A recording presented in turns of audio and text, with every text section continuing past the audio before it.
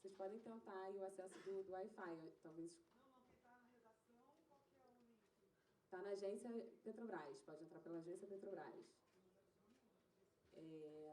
Estamos com a presença aqui dos jornalistas na sede do Rio de Janeiro e também com a transmissão pelo site da agência Petrobras.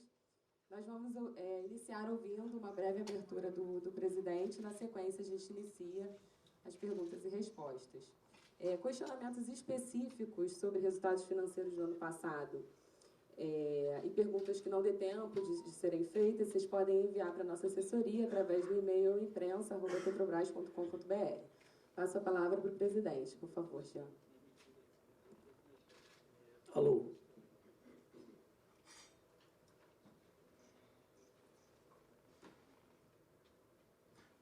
Bom, antes, informalmente, quero dar boas-vindas a vocês, dizer que estava realmente ansioso por falar com vocês e pedir desculpas.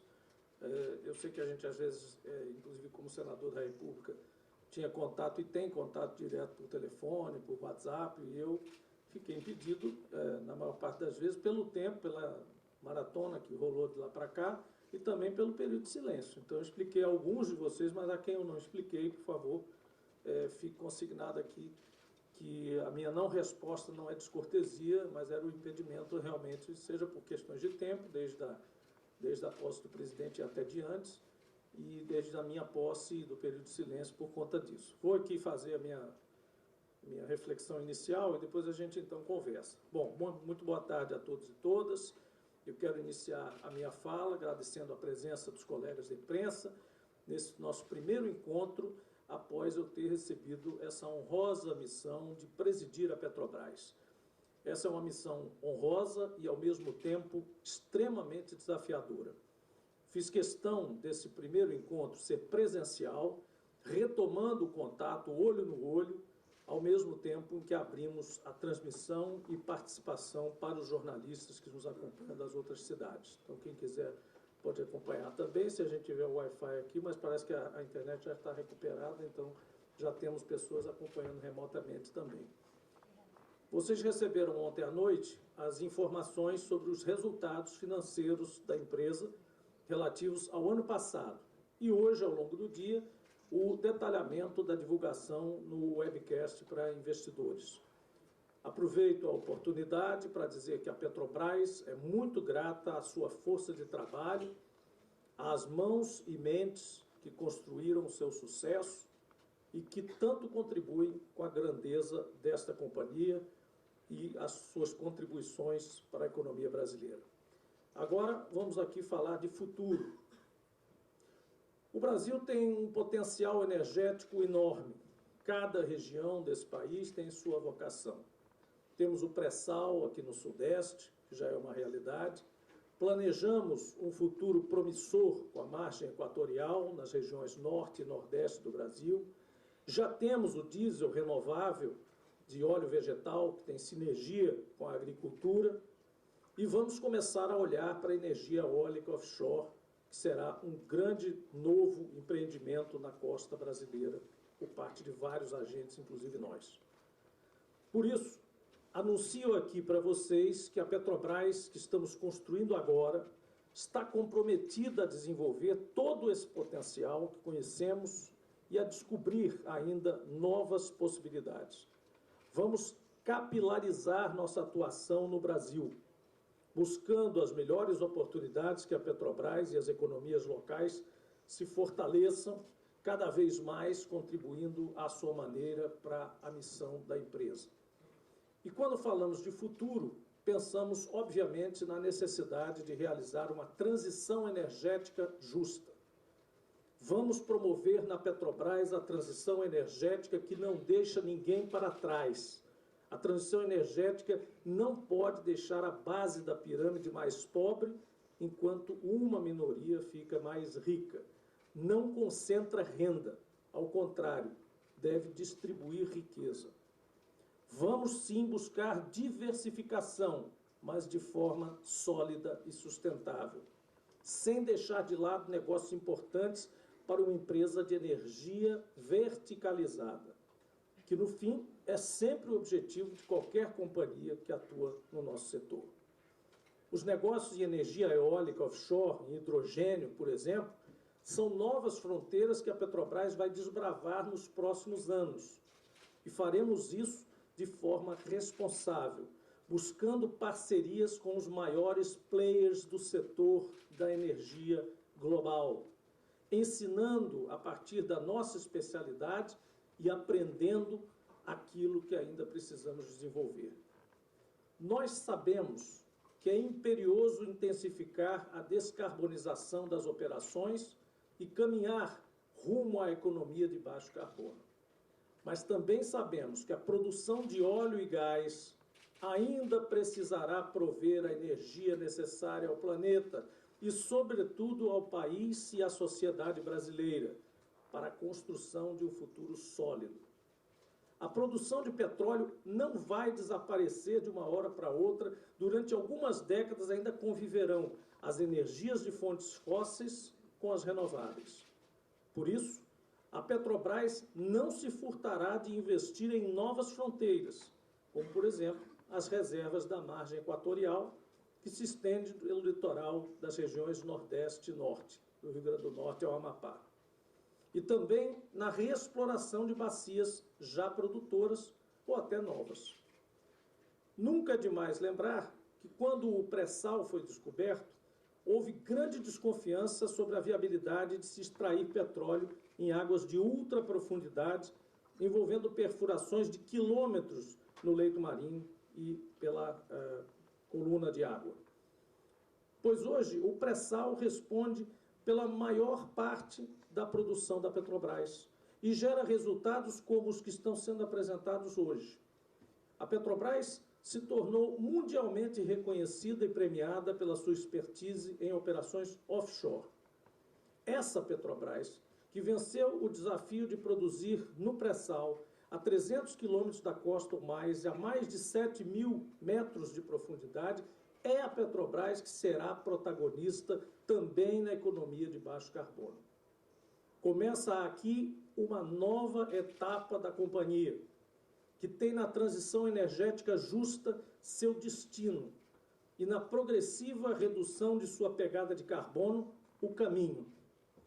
Entendemos que vamos enfrentar ceticismo, tanto daqueles que esperam um afastamento urgente dos combustíveis fósseis, quanto daqueles que priorizam os resultados imediatos decorrentes do foco na priorização, na produção extremamente rentável do pré-sal e até dos desinvestimentos de ativos.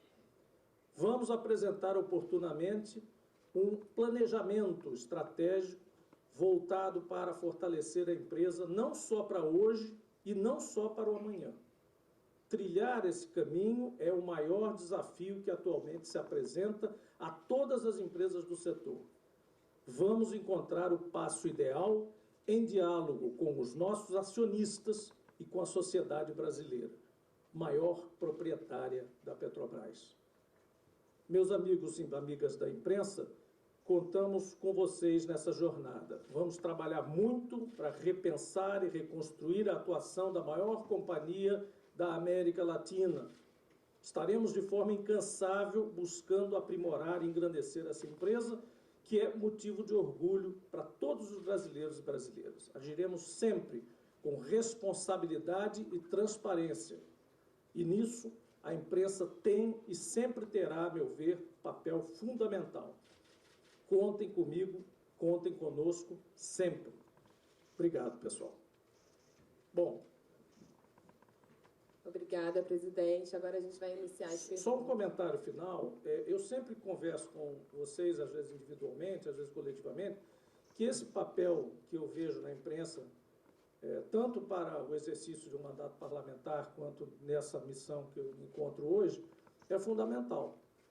Então, contem com a gente mesmo, não são palavras ao vento, literalmente, para construir isso, porque investigar, reportar, informar, para nós é muito importante também. Os nossos releases nada servem, Fernanda, não é? Se vocês não derem um viés, não fizerem um comentário, às vezes crítico, às vezes analítico, às vezes até um pouco mais ácido, às vezes errado, em que cabe a gente corrigir, porque às vezes ele não se expressa tão bem, não é? Então, eu queria assim, abrir esse nosso encontro, ou reencontro, com essa reiteração do que eu sempre converso com cada um, cada uma. Alguns me conhecem há muito tempo, muitos anos mesmo, mais do que quando eu estava já conhecido como senador, e sabem que eu sempre tratei e até criei, né, esse relacionamento com vocês de muitos anos, e esse relacionamento deve continuar dessa forma, e eu acho que isso é muito produtivo para nós da imprensa, para nós da Petrobras e para vocês da imprensa, que a gente, tendo essa relação dessa forma, continue durante alguns anos aí para frente, construindo isso juntos. Obrigado, Fernanda. Obrigada. Vamos então iniciar as perguntas. Eu gostaria de pedir para que cada jornalista faça uma pergunta por vez, para dar tempo de mais pessoas participarem, tá? Então vamos começar com a Denise Nuna, da Agência Estado. Boa tarde, Jean Paul, bem-vindo ao Rio de Janeiro, espero que fique bastante tempo por aqui. E a minha pergunta é sobre uma matéria que saiu na imprensa hoje, falando que o governo já estaria negociando com a Petrobras uma mudança na política de preços do PPI. E eu queria saber com você se o PPI vai acabar, se já tem realmente alguma conversa, se a Petrobras faz isso individualmente, se está tendo já está avançando, né, a mudança do PPI, se o PPI vai acabar ou se ele vai ser transformado para algum outro tipo de sistema. Olha, Denise, eu sempre tenho dito que a questão de política de preços do país é uma questão de governo. Quando eu disse isso a primeira vez, houve até um mal-entendido, porque o pessoal achou, então você está dizendo isso é porque alguém vai intervir no preço. Não, é um assunto de governo, é isso que eu quero dizer. Né? Aqui, como Petrobras, só me cabe dizer o seguinte, a Petrobras vai praticar preços competitivos de mercado nacional, do mercado dela, conforme ela achar que tem que ser para garantir a sua fatia de mercado em cada lugar que ela estiver presente. Então, se é o PPI que é o melhor preço, por acaso, que seja, mas na maior parte das vezes talvez não seja, porque, a meu ver, o PPI é o preço do concorrente. O PPI, para a Petrobras, só garante ao concorrente uma posição confortável.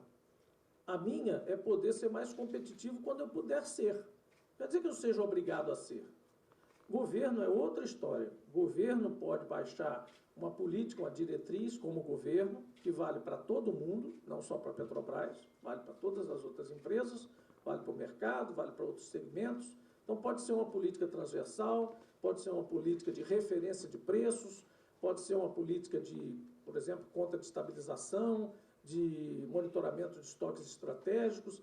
Eu, particularmente, sempre defendia, eu digo isso no passado porque hoje estou em outra dimensão, não é que eu tenha mudado de pensamento, mas é porque eu tenho que cuidar de outras coisas, que a gente tem, que não existe bala de prata, não existe um dogma, não existe um preço apenas de referência para o Brasil todo. O próprio PPI é uma abstração.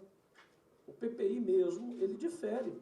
Quando fala em PPI, parece que virou um dogma esse negócio. Criaram esse nome e isso parece que dominou tudo. Agora tudo é PPI. Não é necessariamente assim. O mercado brasileiro é diferente. Como, sabe-se que é uma commodity, mas um pouco tentando comparar aqui, talvez, né, tentando aí fazer um improviso aqui de comparação, é como você imaginar o café. O café é cotado internacionalmente. O café é uma commodity internacional, grão de café. No entanto, quem moe e torra café no Brasil, e aí pensa como se tivesse petróleo no mesmo lugar, né, e transforma em pó de café, diesel, por exemplo, vende nos mercados domésticos de acordo com a competitividade que se coloca naquele mercado. Se tem mais oferta doméstica, se eu estou perto ou se eu estou longe do meu cliente, se o meu cliente compra mais café ou menos café de mim, se ele é um bom pagador ou não é um bom pagador. Esta é a política de preço que a Petrobras vai fazer. Vai fazer a política de preço do produto dela para os clientes dela. Se isso se extrapola para ser o preço nacional, né, eu não posso absolutamente aqui dizer. E, na verdade, não é assim. Porque você tem um mercado livre hoje que funciona, com vários, múltiplos importadores, origem já agora, inclusive, de refinarias privadas no Brasil. Então, há um mercado doméstico. Agora, alguém imaginar que o PPI é alguma coisa imposta, aí eu não consigo. Eu acho que a gente está hoje numa diretriz de PPI, há uma diretriz, não, houve aqui uma diretriz, há uma diretriz de se referir ao PPI. Outra coisa importante, que alguns de vocês, claro que sabem, mas é lembrar que PPI não é paridade internacional, não é paridade internacional. Então, portanto, quando a gente diz não necessariamente seguir o PPI, não quer dizer que a gente está se afastando da referência internacional, porque PPI é paridade de importação. Paridade de importação é você pegar o café que vai para o revendedor que leva lá para o supermercado mundial, é pegar esse preço que saiu do moedor de café e para o saquinho, e dizer que naquele saquinho ali você tem que aplicar preço de café da Alemanha ou da Suíça trazido aqui com frete e com despesas. Então, quando eu estou exemplo do café, coloque petróleo e coloque diesel. Então, é como se na porta da Reduc eu tivesse que praticar, estaria praticando, o preço do diesel de Roterdã, mais o frete, mais as despesas colocadas na porta da Reduc, quando a Reduc está ali, mobilizada, produzindo, tendo que pagar o seu investimento. Então, nós, Petrobras, temos investimento em refino no Brasil. Eu tenho culpa por ter isso? Não, eu preciso usar isso a nosso favor. Então, a diferença da política anterior, do governo anterior para a atual, é que nós vamos nos defender. Enquanto houver fatia de mercado para a Petrobras captar, ela vai captar, dentro das regras, dentro da competitividade natural. Agora, como foi antes, deixar entrar concorrentes e aplicar um preço abstrato, né, só para favorecer o meu concorrente, eu não posso admitir que eu faça isso. O PPI de agora acaba, então. O PPI do jeito que agora, então ele acaba. Não, porque temos uma regra aqui que nós vamos ter que alterar. Temos uma regra interna que refere ao PPI, mas nós não vamos ficar também muito distantes de um processo dentro da paridade internacional, que a paridade internacional todo mundo segue. Se o preço do petróleo sobe lá fora, alguma coisa vai acontecer com o produto, seja refinado aqui ou não, dentro de um mercado local. Acontece que no mercado local você tem outros critérios, como eu disse, tem clientes melhores ou piores, tem uma logística mais complicada na Amazônia do que no interior de Goiás, eventualmente você tem refinarias que estão, ou áreas de atendimento que estão no vácuo de 2 ou 3 áreas de influência de refinarias, onde 2 refinarias podem chegar, ao invés de uma, ou nenhuma pode chegar, e você tem que criar uma logística específica para aquela região. Então, isso tem que contar com o preço. Você não pode imaginar que em todos os pontos de entrega do Brasil, por isso que eu disse que o PPI é uma abstração. Imaginar que o PPI é o preço do Brasil é imaginar que lá em Tabatinga, no Amazonas, e aqui em Ipanema, no Rio, o preço é o mesmo da Alemanha colocado no Brasil. E não é assim, já não é assim. Então, eu queria aproveitar essa ocasião para desmitificar de uma vez por todas essa história do PPI. Está escrito na nossa regra e não vou descumprir regra. Mas o PPI é uma abstração, é uma referência. A gente pode usar essa com outra, a gente pode usar 3, 4 referências, dependendo da conveniência. O que é importante? Conveniência no sentido de captar mercado, de manter mercado. O que é importante para mim como empresa? O que me pagam para fazer? Defender a empresa, capturar mais mercado, capturar mais clientes, ser a melhor opção do cliente que quer comprar o meu produto. É isso que eu vou fazer. Só para entender, desculpa, então o PPI deixará de ser, na sua avaliação, a única referência... Para a Petrobras, deixa de ser o único parâmetro. Vamos seguir. Mas na hora que a regra for mudada por escrito, porque a gente vai fazer discussões. E governo é outra coisa, viu? Não estamos aqui dizendo que esse preço é o preço do Brasil. Se eu fizer isso, é quase que admitir que a Petrobras faz o preço, então ela é monopolista. E ela não é. Ela não é monopolista. Sequer é mais hegemônica em alguns mercados. Mais de uma referência. Então, mais de uma referência de acordo com as condições do mercado brasileiro. Em uma frase, Petrobras vai praticar o preço do mercado em que ela estiver atuando. Quem faz preço de mercado é o mercado, não é a empresa. A empresa faz política comercial.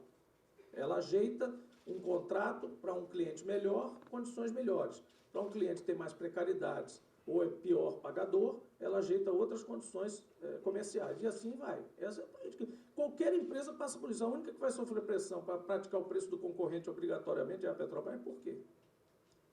Vamos seguir aqui para o próximo com o Bruno Rosa do Globo. Olá, boa tarde.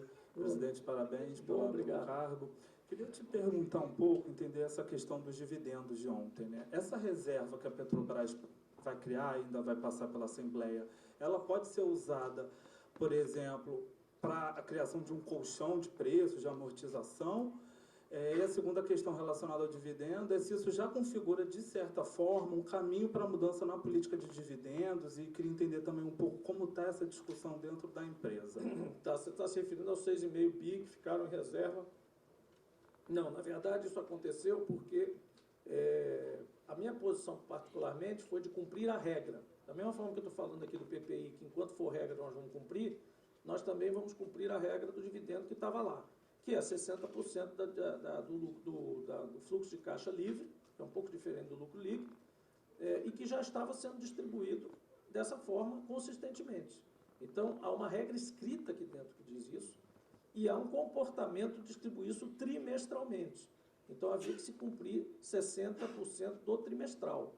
Aquele a mais que tinha ali eram sobras de reservas legais, não é? E que eu disse, olha, eu vou cumprir a regra, estritamente. A regra é essa, vamos cumprir a regra assim. Então, propusemos, com vários conselheiros, não fui só eu, vários conselheiros propuseram, cumprir a regra. Então, ficou 6,5 para a gente decidir o que vai fazer. E a Assembleia Geral, aí foi definido, que a Assembleia Geral dos próprios acionistas é soberana para definir o que fazer. Então, ela cria, ou ela cria uma reserva, se até lá tiver um plano de investimento complementar para aquele dinheiro, ou ela distribui na forma de dividendos naquela ocasião. Não tenho ideia, porque isso surgiu ontem. Mas claramente vai ser coisas que têm a ver com o que já está no plano estratégico, nada muito inovador, não. Continuidades, organização de projetos, eventualmente a investigação de novos horizontes, mas dentro do plano estratégico que já está posto. Sobre como é que está a questão da mudança da política de dividendos que a atual administração Olha, não existe ainda posta uma discussão de uma nova regra. Eu, particularmente, imagino que dividendos tem que ser uma regra um pouco solta. A empresa tem que ter a liberdade de o tempo todo propor um trade-off com o acionista. Dizer, olha, eu tenho esses projetos aqui. Vocês topam entrar comigo neles? Eu preciso de dinheiro para entrar neles. Se vocês não topam entrar neles ou acham que eles não são tão bons assim, vocês vão me deixar com menos dinheiro e eu vou ter que distribuir na forma de dividendo. Então, essa discussão, inclusive com o governo, que é acionista majoritário, né, e detentor de controle e tudo isso, tem que existir o tempo todo. Se você tem uma regra amarrando, e claro que se respeite a regra legal, porque a regra legal tem outros motivos, macro, né, não tem nada a ver com a empresa em si, então tem lá a regra legal de 25%, mas a parte disso, né, eu acho que quanto mais flexibilidade se tiver, melhor, porque essa é uma decisão realmente caso a caso. Tem momentos, tem trimestres que são diferentes dos outros. Um trimestre, às vezes, pode ser completamente diferente do outro. Quando você tem uma regra dessa, amarra, mas amarra para o bem e amarra para o mal também. Então, nesse caso, por exemplo, que eu acabei de mencionar, a gente foi de acordo com a regra e, no final, acabou ficando com 114% do lucro líquido distribuído. Então, por quê? Porque a regra foi interpretada como sendo trimestral. Então, a cada trimestre, 60%. Quando somou tudo, deu isso. Os trimestres eram diferentes. E a tendência é que seja assim. Trimestres diferentes, anos diferentes, circunstâncias diferentes. Às vezes você tem uma intempérie, tem uma pandemia, tem um processo como esse. Então, você precisa o tempo todo fazer esse trade-off. Eu acho que a companhia, se ela se comunicar bem com os seus acionistas, se comunicar bem com o seu acionista majoritário, que é o governo, se comunicar bem, como eu disse aqui na abertura, com a sociedade em geral, ela tem condição de ir formatando essa decisão ao longo do tempo, não precisa decidir no dia da Assembleia ou no dia do Conselho. Tá? Vamos passar agora para Marta Nogueira, da Reuters. Olá, tudo bem? Obrigada pela coletiva. Tudo bom, Marta? Então, eu queria só tirar uma dúvida relacionada à questão do PPI, porque ao longo dos últimos anos a Petrobras veio assumindo uma questão de não ser mais a responsável pelo abastecimento do país, né? E o PPI foi essencial nesse sentido, né? E foi abrindo espaço, de fato, para outros importadores. Hoje, o senhor fez menção a isso e disse que isso está para mudar, né? Aí eu queria saber, assim, a Petrobras... Calma aí. O PPI foi essencial para os importadores. E não quer dizer que necessariamente ele seja essencial para a Petrobras. Ele pode ser o melhor preço, eventualmente, em alguns casos, e pode não ser o melhor preço, porque eu vou perder aquele cliente para alguém. Então, é importante, porque houve uma decisão estratégica, e isso não me cabe discutir, né, se eu sou a favor ou contra, de que a Petrobras, que era antes a monopolista do setor por lei, não tivesse mais a obrigação de suprir todos os lugares do país, porque há um monopólio, eu sempre digo, há um monopólio sempre corresponde a uma obrigação de suprir. Se você estabelece que o monopólio de gás num estado é de uma determinada empresa, teoricamente, quem quiser gás em qualquer ponto do estado é obrigado a ser servido por aquele monopólio, senão não tem sentido dar um monopólio para alguém. Então, mas isso acabou, em algum momento isso foi interrompido. E aí a Petrobras passa a atuar. Agora, se ela é mais competitiva num determinado mercado, alguém vem e oferece um preço internacional ou um preço estrangeiro, para não confundir com paridade internacional, paridade de importação, um preço estrangeiro trazido com frete e tudo ao meu ponto, e eu sou melhor do que ele ali, por que eu tenho que aceitar e fazer o preço dele, que é menos competitivo que eu? E ninguém botou esse ovo em pé até hoje. Por que eu sou obrigado a praticar esse preço? Aí você diz, não, mas então vai ter desabastecimento. Não, ontem eu ouvi duas coisas. Uma pessoa disse que isso é subsídio. Não é subsídio, isso é o meu melhor preço para garantir aquele cliente. Como qualquer pessoa faz em qualquer produto. Não é nem por conta de ser commodity estratégica. Em qualquer produto é assim. Se eu quero vender esse equipamento a você, tem alguém oferecendo, eu tento baixar esse preço aqui um pouquinho. É claro que eu não vou canibalizar ou aniquilar minha margem. Tem um momento que eu vou parar. Não vou vender para você, vou vender para outro. Mas até um certo momento eu posso disputar o meu mercado com o importado. Por que não? Quem era intervencionista era o governo anterior, que mandava a Petrobras praticar esse PPI para ajudar o importador, mesmo sem ter necessidade dele importar tudo aquilo. Então eu vou disputar até o último metro cúbico de produto em qualquer parada do país que tenha a possibilidade de importar, porque o importador é o meu competidor. A refinaria privada é minha competidora. Se é mercado, vamos jogar o jogo do mercado. Agora, me proibir ou me obrigar a praticar o preço do concorrente não faz o menor sentido. Entendeu? Entendi. Mas a Petrobras ela vai assumir uma postura de ser responsável de novo pelo abastecimento nacional ou não? Vocês acreditam que dessa forma... Não, isso é uma diretriz que o governo deve dar. Cabe ao governo dizer isso. Como a diretriz de abastecer o país todo obrigatoriamente é uma diretriz de monopólio, uma diretriz diferente. Tem que passar uma lei dizendo, olha, monopólio é reinstituído e uma determinada empresa ou um conjunto de empresas designadas pelo poder público serão os únicos, absolutamente únicos, que proverão aquele produto em todo o território nacional. A esse monopólio, que parece uma coisa maravilhosa, que bom, eu sou o único no mercado. Sempre corresponde um ônus. Ao bônus corresponde um ônus. Qual é o ônus? Se qualquer pessoa pedir qualquer quantidade daquele produto naquele mercado, você é obrigado a entregar. A não ser que você tenha desculpas para não fazer isso, admitidas pelo poder público também, que é o que acontece no gás natural, na eletricidade das cidades, as distribuidoras, que são monopólios locais estabelecidos por lei e concessões. Então, existem razões para você não sair por colocar uma cervejaria trepada num morro e dizer que quer gás amanhã. Ela tem que ter um tempo para atender, mas ela é obrigada a atender, se aquele projeto for viável e tiver razão de ser. Agora, isso é uma mudança tremendamente estrutural do país. Hoje eu não trabalho com esse cenário, gostando ou não gostando dele, mas eu não trabalho com esse cenário porque ele não existe. Tá. Não, é porque uma série de... Eu imagino que vocês ainda vão debruçar sobre isso, né? Mas a Petrobras mudou a forma como ela fazia os contratos, né? Deixou eles mais soltos. Antes ela botava aquele 100%, garantia 100% do fornecimento de cada um dos distribuidores. Ela botou mais soltos porque hoje ela tem essa flexibilidade. Ela não é obrigada a suprir todos, ela não tem que se comprometer a suprir um mercado que eventualmente não vai demandar aquilo que ela não tem. Então ela vai tentar a alocação ótima da distribuição dos seus produtos, mesmo capilarizado, mesmo sendo a melhor empresa em qualquer lugar do país para suprir derivados de petróleo e outros produtos que vão vir ou que já estão no portfólio, ela assim mesmo tem que ter a liberdade, a maleabilidade de dosar o que ela coloca disponível para o consumidor ou não. Tá certo. Agora, aí outra dúvida... Mas vamos seguir para o próximo, porque a lista está grande aqui para dar chance para todo mundo. Só para ver como que vai se dar a relação do governo com a Petrobras em relação ao PPI, assim. Vocês vêm fazendo essas reuniões ao longo dos últimos dias? Em relação ao PPI, não. Em relação à política de preço em geral, porque o governo atual também não gosta do PPI, está claro. E ele pode não gostar. A mim tanto faz. Eu estou dizendo, eu estou gerindo uma empresa que vai praticar o melhor preço para ela, para o acionista dela, para o mercado dela. Mas o governo, as figuras políticas, a discussão da campanha, projeta, isso eu não tenho por que esconder, que o governo não acha o PPI adequado como preço nacional, como referência para um preço no país autossuficiente em petróleo e, em grande parte, refinador dos derivados que precisa, né? Isso também não quer dizer, que é a outra coisa que eu ia mencionar, que vai haver desabastecimento só porque o PPI não é imposto a todo o mercado. A gente vai suprir, o mercado vai se ajustando, ele vai chegar no PPI. Onde é que você vai praticar PPI? No primeiro metro cúbico você precisar importar, depois de suprir todo um mercado numa área de influência. Isso é bonito no livro. O mercado não acontece exatamente assim, mas eu preciso trabalhar com a tese econômica melhor. Então, o PPI vai estar em vigor no Brasil? Vai. Para quem? Para o importador. E para quem quiser importar. Ele vai ser o preço do importador com a pessoa que estiver importando. Paciência.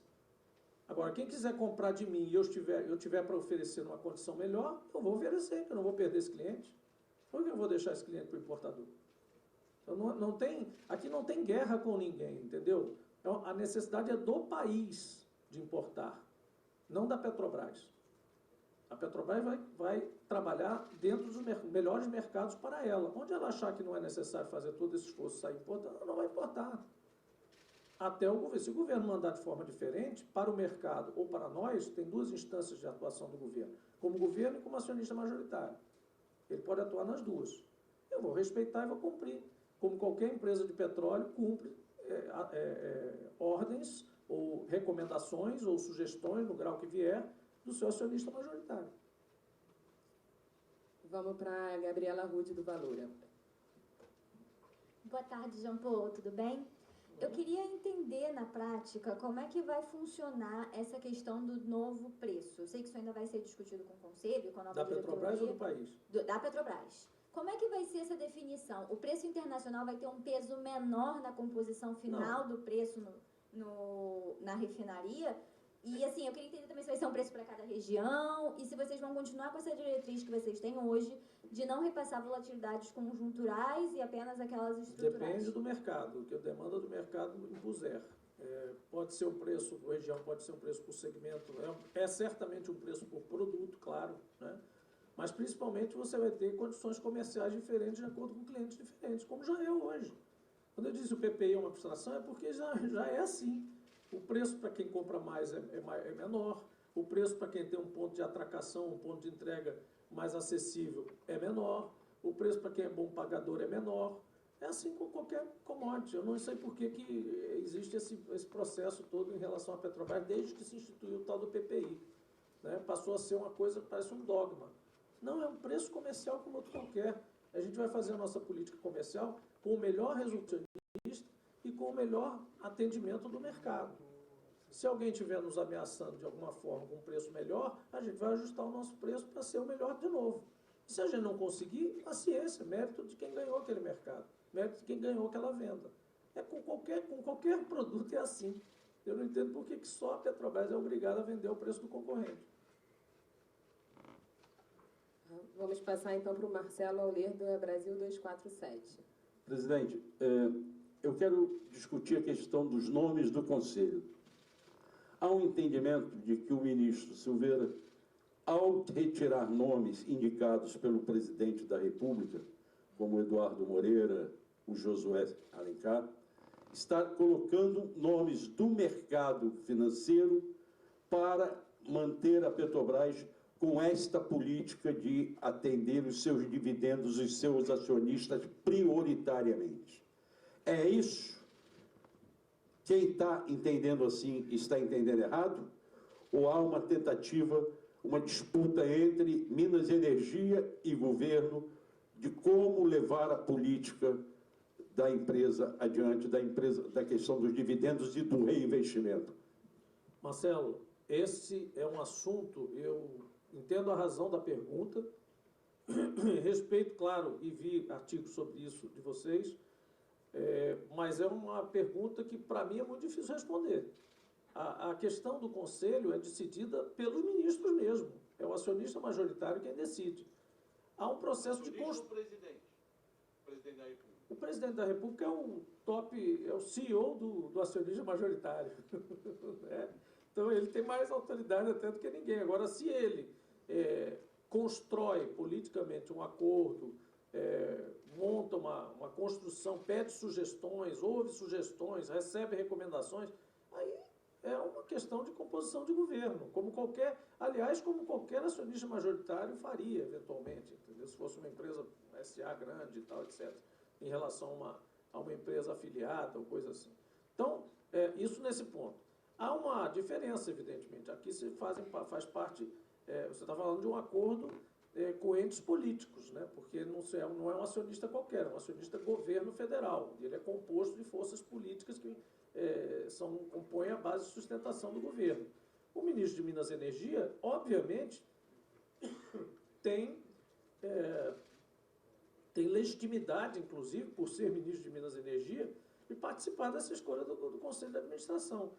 Então, ao longo desse tempo, houve várias construções, né? Vazaram nomes, etc., mas oficialmente, o ofício que veio do Ministério de Minas e Energia para a Petrobras, para começar o processo, porque esse processo ainda tem outras etapas de verificação, conformidade, comitê de pessoas, conselho de administração. Desculpe, peraí. Para começar o processo, essa lista veio agora. Todo o resto era especulativo, né? Falasse nomes, listas que apresenta daqui e dali, que vaza daqui e dali, nomes que iam ser, que não eram, que eram, que não eram. Então, ao longo desse processo, até a composição da lista final, houve conversas. Então, começa-se com uma lista sugestiva de 1 ou 2 pessoas, abre-se para outro ministro, aí vem o ministro das Minas e Energia e diz, olha, eu também quero participar desse processo, tenho aqui 2 ou 3 nomes. Então, isso vai sendo composto. O que eu quero deixar claro aqui é que a minha participação nesse processo é de caráter sugestivo a título do próprio presidente da República. Eu não me sinto absolutamente afetado por nenhuma dessas escolhas. Quem vier será membro do Conselho de Administração, será respeitado como tal por mim e por toda a empresa. E será decidido pelas pessoas a quem cabe decidir. É até complicado para mim, porque eu sou, inclusive, um dos membros indicados, né? Por natural que seja, né? Eu sou lá um dos nomes. Como é que eu posso me colocar contra ou fazer qualquer comentário mais profundo em relação a isso? A escolha é do governo. Eu sou Petrobras. Eu recebo esse conselho, tramito aqui dentro. Se tiver algum problema, vai ser apontado. Se não, eles vão ser nomeados e tomados posse. Obrigado. Temos diversas perguntas online. A gente selecionou uma aqui sobre conteúdo local que o Davi da Petronotícias e o João Montenegro da BN América está fazendo. A Petrobras voltará a construir plataformas e embarcações de apoio no Brasil, ajudando na retomada da indústria naval brasileira? Olha, Fernanda, vai fazer isso. Agora vai fazer isso dentro de uma construção coletiva. Não basta a Petrobras querer fazer isso, ela precisa ter condições para fazer isso. É preciso que o mercado, a estrutura dos estaleiros, da indústria naval e outras coisas que ela provavelmente também compra fora, eventualmente, se apresentem em condições competitivas. Eu não digo que seja um pouco mais caro, mas que seja muito mais caro, como hoje se verifica que depois da destruição que houve. Já pela segunda vez se tentou uma política dessa, e pela segunda vez praticamente está tudo volta a estaca zero. Se você fizer um levantamento hoje, talvez um equipamento desse bem complexo, integralmente feito no Brasil, saia não 30%, mas 3 vezes ou 4 vezes mais caro. Então, quando é uma discrepância a esse nível, é preciso política pública, é preciso outro tipo de abordagem a esse problema. Mas nós vamos participar ativamente dessa nova abordagem. O presidente Lula deseja muito ver esse setor reerguido, se não fazendo exatamente o que fazia antes, pelo menos participando muito mais do que participa hoje e até descobrindo novos horizontes. Veja que a gente aqui falou de energia eólica offshore. A montagem desses equipamentos, quando eles partem do cais para o campo, né, ou para o parque eólico marítimo, equipamentos enormes, né, que são montados, são 3 ou 4 vezes maiores do que os equipamentos que a gente vê por aí em terra, ela tem que ser feita localmente. A montagem, a finalização desses equipamentos. Então, tem novos horizontes também, e tem barcos de apoio, tem partes das plataformas, módulos. Então, a gente vai começar, infelizmente, a gente vai ter que recomeçar todo o esforço que foi feito naquela época, de analisar as condições desses setores, o que eles precisam, quem eles precisam capacitar, como eles vão se financiar, para poder concorrer com as alternativas que nos restaram hoje. A Petrobras hoje faz isso fora, porque praticamente não tem opção, não foi desenvolvida essa opção. Ah, mas você vai ficar passivamente assistindo? Não, estou dizendo que nós vamos participar ativamente. Mas sozinhos não dá para fazer esse trabalho. Ok, obrigada. Agora vamos para a Ana Luísa Eggs, da Brasil Energia. Oi, Jean, boa tarde. Eu queria perguntar se a Petrobras vai revogar a venda do Polo Potiguar.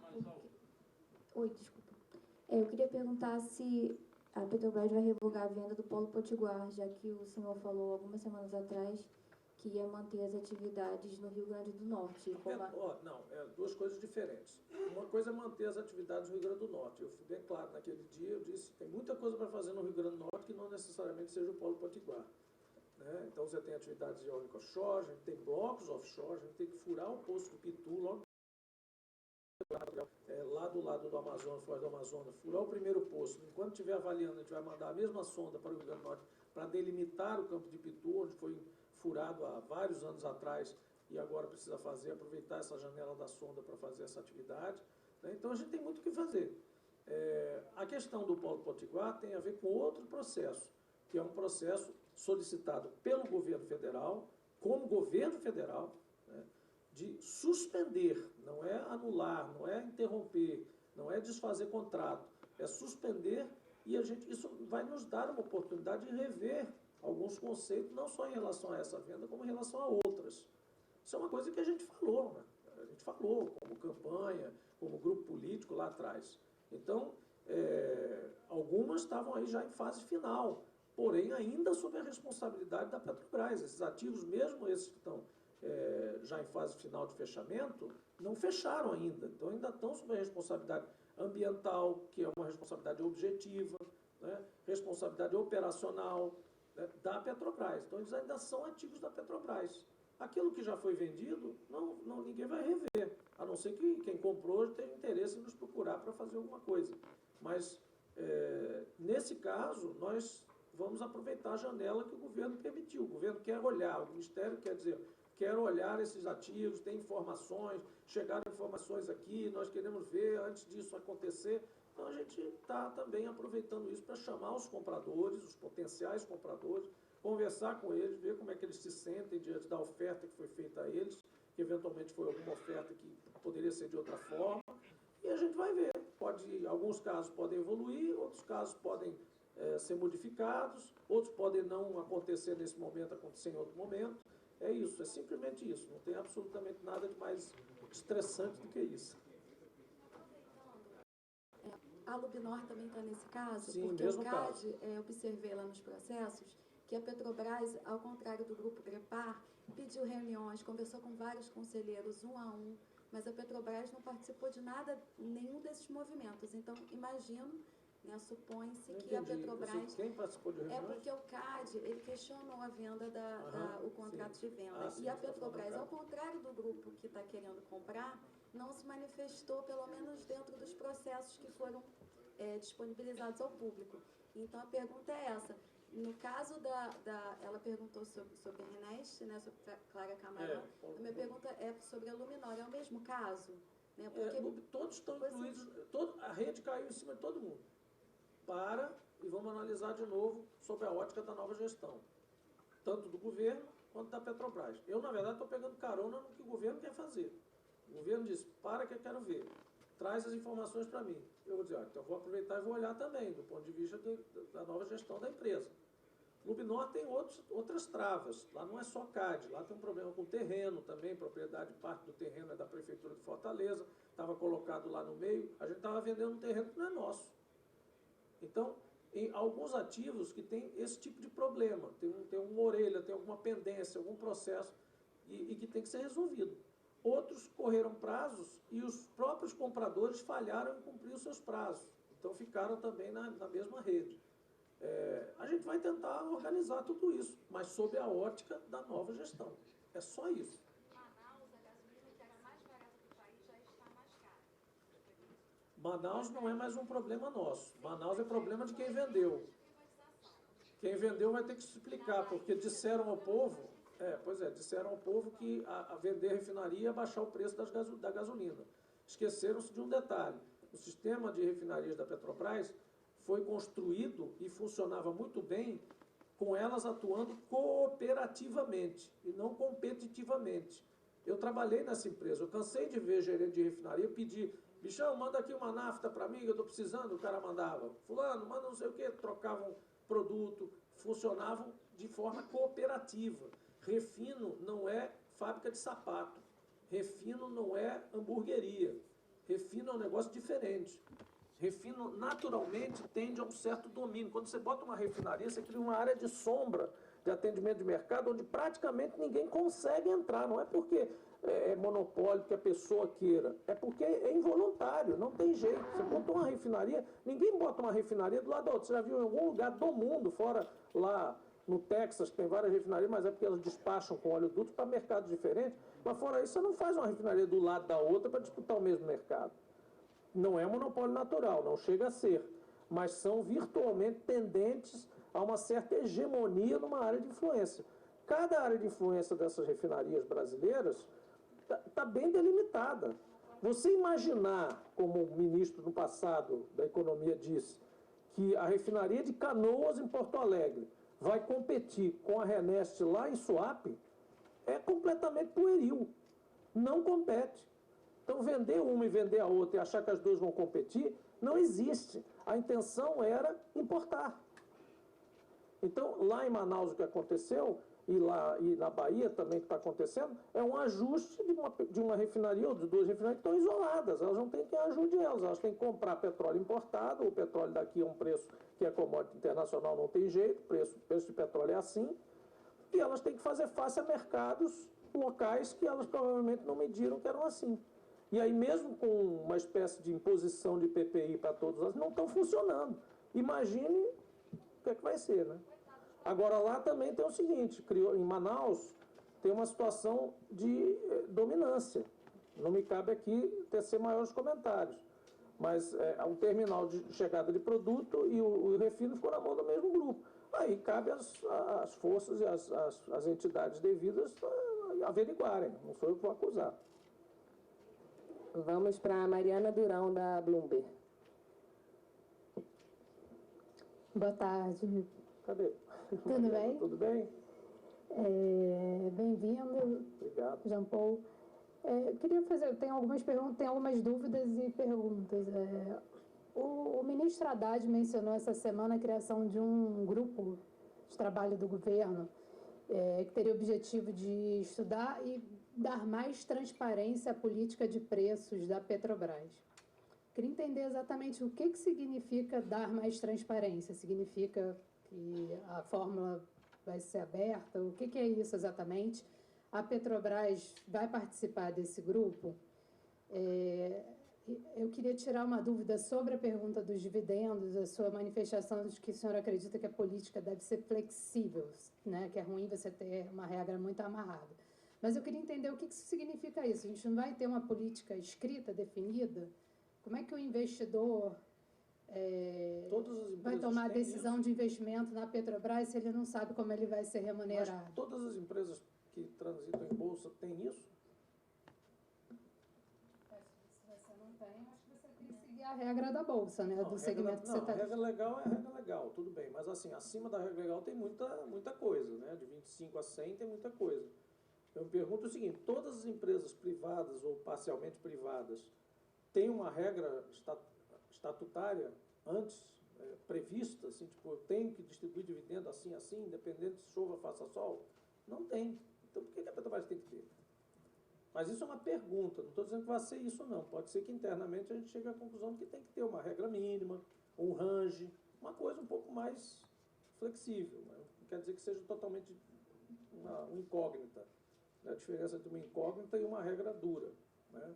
Eu acho que só tem que pensar entre uma coisa e outra. Sobre o que mais que você falou? E só uma coisa, essa reserva de 6,5 bi, ela pode ser usada para qualquer coisa? O senhor falou que não tem uma decisão ainda, mas... Não tem a decisão ainda. Mas pode ser para qualquer coisa? Teoricamente, se ela é uma reserva estatutária, ela poderia ser usada para um plano de investimento adicional. Mas aí você tem que fazer o plano adicional até o dia da AGO, da AGE, aliás. Queremos fazer. Então, mas de assim, novo, esse é o exercício perfeito daquilo que eu disse do trade-off. Você vai chegar para a Assembleia Soberana dos Acionistas e vai dizer, olha, eu tenho este plano aqui ou distribuir dividendos. Aí ela vai votar.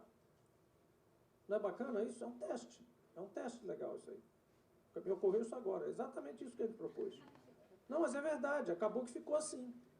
Porque para cumprir a tal regra inflexível de 60% do trimestre, a gente ficou com 6,5% que diz, ué, esse 6,5% nem é a regra, e o que faz? E nem a gente vai distribuir porque a gente quer cumprir a regra, exatamente a regra.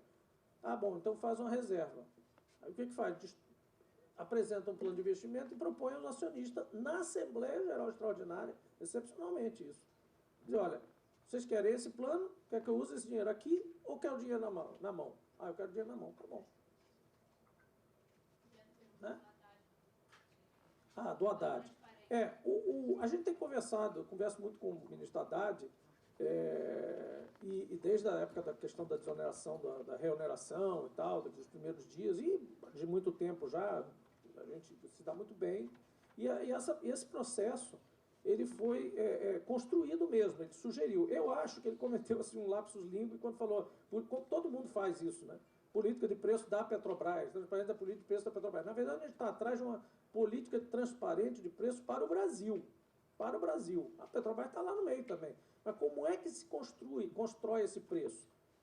Qual é a margem admitida em determinados mercados? Como é que se funciona isso? Qual aquele preço da ANP, por exemplo, que ela divulga regionalmente, né, que a gente chama de PPI regional, né? Como é que ele funciona? Ele é uma boa referência para alguém se perguntar se está comprando caro ou barato na porta de uma refinaria, ou na revenda, ou na distribuição? Então, eu acho que é disso que ele está falando. É o mesmo grupo de trabalho, a gente está bem entendido sobre isso. Sobre a Petrobras participar, a Petrobras deverá ser convidada a participar. Mas o importante é manter isso no âmbito do governo. É uma política de governo. Ministros da Fazenda, ministro da Casa Civil, que traz a componente política essencialmente, ministro das Minas e Energia, que traz a componente técnica, com toda a política setorial envolvida, ANP, órgão regulador, que justamente tem os indicadores, talvez a EPE, eu cheguei a sugerir uma vez isso, que a EPE, para esse planejamento, tem também indicadores, tem vários, é importante talvez participar com suas análises, e a Petrobras pode ser convidada, estamos à disposição, porque a gente tem realmente uma força de trabalho dedicada a esse assunto, de competição, de mercado, muito forte. Mas você pode consultar, pode convidar também uma entidade de mercado em que a Petrobras participe. Não sei, aí eles vão decidir. Mas é uma questão de governo, não é uma questão de Petrobras e não é apenas e tão somente a política de preço da Petrobras, é a política de preço do Brasil. Presidente, só para deixar claro, estou um pouco confuso. O senhor disse anteriormente em 14% no total por causa de uma diferença entre trimestres na distribuição dos dividendos. 14%? Acho que o senhor falou isso, eu pelo menos anotei. Não, o que eu disse é que no total do ano, deixa eu pegar o número aqui, mas no total do ano, olha só, pela regra, fluxo de caixa livre, 60%, daria 123,4 bilhões. Só que ao longo do ano foi sendo distribuído 60% de cada trimestre. Então, ele já tinha distribuído 186,7 bilhões antes dessa última distribuição. Se somasse 35,8, que era com os 6,5, iria para 222. A decisão foi cumprir a regra no trimestre. Então, distribuiu-se 29,3. Lembra desse número? 29,3. Isso totaliza para o ano todo 216 bilhões. Aí eu peguei esses 216 bilhões, quanto é isso do fluxo de caixa livre? Aliás, do lucro líquido? 114%. 114%. Mas isso já estava feito. Do lucro líquido. Do fluxo de caixa livre é 105. Então é 105 do fluxo de caixa livre. A regra era 60. Mas só que a regra é trimestral. E os trimestres foram diferentes. Então quando acumulou, deu mais. Mas é a regra. O que o presidente Lula, o que o ministro, todo o governo nos orientou a fazer é cumprir a regra que estiver lá. Se tiver que mudar a regra, mude dentro da regra. Tem uma regra para mudar a regra. Né? Eu falei, Rafael, que ele proibiu, mas não é. É uma ironia. Eu disse, não, tem uma regra para mudar a regra. Né? Então, olha, uma coisa importante. O presidente da República, o governo, em momento nenhum, chegou para mim e disse, faça isso, faça aquilo. Disse, como é que a gente faz isso, Jean? Como é que lá é assim? Como é que funciona lá? Eu digo, olha, lá isso aqui que você está falando, ou isso aqui que a gente quer fazer, tem que passar pelo conselho, lá tem que passar pela diretoria, isso tem que passar por aqui, isso tem um comitê, isso tem que ser estudado. Em nenhum momento está havendo qualquer grau de intervencionismo na Petrobras. Tudo está sendo conversado como um acionista controlador qualquer, em qualquer empresa que tem um acionista controlador. A conversa do CEO com membros do acionista controlador. A conversa do CEO com os acionistas minoritários, ordinaristas, preferencialistas, como a gente teve agora e como eu tive antes já. Em grupos separados, em grupos unificados. E a gente vai continuar trabalhando assim. Porque realmente eu prefiro presidir uma empresa que dialoga com as pessoas que têm interesse direto nela. Seja governo, seja pessoas que apostam seu dinheiro ali. Talvez com isso a gente até mude esse perfil de acionista, ou consolide, melhor dizendo, um perfil de acionista que acompanha uma empresa que é uma empresa de longo prazo. Uma empresa que não pode, eu disse isso com os investidores agora, uma empresa de petróleo, empresa de energia, ainda mais em período de transformação, de transição energética, não pode dar uma notícia boa por hora. Esquece. Isso é coisa de startup de garagem. Também pode ter uma grande decepção em 3 dias. Uma empresa de petróleo é uma empresa de um lugar seguro para se investir. Eu preciso ter, esse ano nós falamos de 70 anos de Petrobras. A minha missão é ter mais 70 anos com a Petrobras existindo como bom veículo de investimento para o governo brasileiro e para qualquer brasileiro que compre ações dela, ou estrangeiro, ou quem quiser. Uma das coisas que eu tenho dito que é importante, é diferente também, soa um pouco retumbante, é que um dos outros desafios que eu tenho é mostrar que ser sócio do Estado brasileiro não é ônus, é bônus. Eu preciso mostrar isso. Porque houve um período em que essa crença vicejou em todo lugar. Ah, é uma estatal, ser sócio do governo é ruim. Não é ruim. Se fosse ruim, não tinha tanto acionista hoje. Então, ser sócio do governo brasileiro, mesmo sendo majoritário e tendo, eventualmente, que tomar decisões aqui e acolá, tem que ser uma vantagem, não uma desvantagem. Tem que ser atrativo e não repulsivo. Esse é o desafio nosso. A gente vai comandar a empresa com o acionista majoritário, se entendendo com ele e mostrando para o acionista que é bom estar naquele grupo ali. Ou pelo menos que é uma boa compor o portfólio com aquela ação. Você pode ter outras coisas. Você pode apostar na startup de garagem. Não estou detonando ninguém por ter startup de garagem. Mas você pode apostar uma parte lá e uma parte com a gente. Só que a minha empresa vai estar em 70 anos, ela vai estar lá de novo. Ela vai continuar lá. Ela tem 70 e vai ter mais 70 e mais outros 70. E a startup de garagem eu não sei. Vamos chamar agora o Luiz Genô da AFP. Boa tarde. Peraí. Cadê o Luiz? Está tendo aqui um eco. Hoje a regra já não diz que o investimento em prioridade sobre a distribuição de dividendos, ou não? Isso precisaria ser alterado? Não, que eu saiba não. Há uma provisão da lei das SA, de que não havendo investimento a fazer, etc. e tal, é obrigatório distribuir como dividendo. Porque assume-se que a pessoa de boa fé compra uma ação e se você não tem o que fazer com que aquela empresa rendeu, você não apresenta nada factível, você então entrega para quem botou dinheiro lá. Mas isso é da regra geral, vale para qualquer empresa da SA. Me parece que é assim. Pelo menos é o que eu me lembro da Faculdade de Direito da UERJ. Vamos para o Luiz. Boa tarde, senhor Jean-Paul. Ça va bien? Oui? Vous êtes français? Ah bah oui, je suis obligé, je vais pas... Eu não vou falar Jean-Paul, vou falar Jean-Paul. Quando falou Jean-Paul, eu já sabia como era. Posso eu falar também francês assim, com um pouco de sotaque. É como falava minha avó. Tá certo. Então, Chefe de cozinha, chefe de cozinha.